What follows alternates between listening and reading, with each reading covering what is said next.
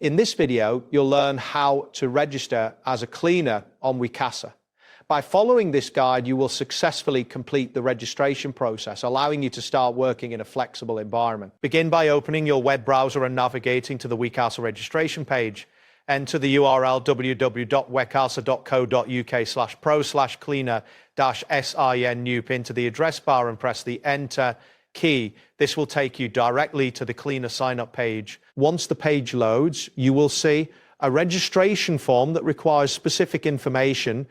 Take a moment to review the eligibility criteria listed on the page.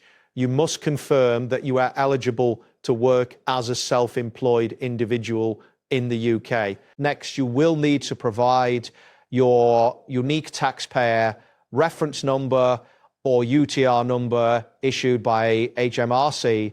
This is a requirement for compliance with regulations effective in 2026. If you do not have a UTR number, you will need to apply for one through the HMRC website before proceeding. After entering your UTR number, the next step involves identity verification and a police record check.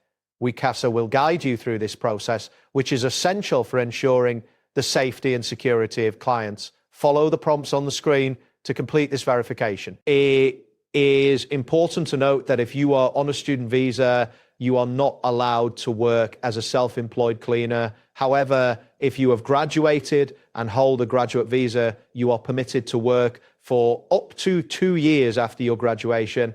Make sure to confirm your visa eligibility as you fill out the registration form. Keep in mind that Wecasa offers several benefits for cleaners.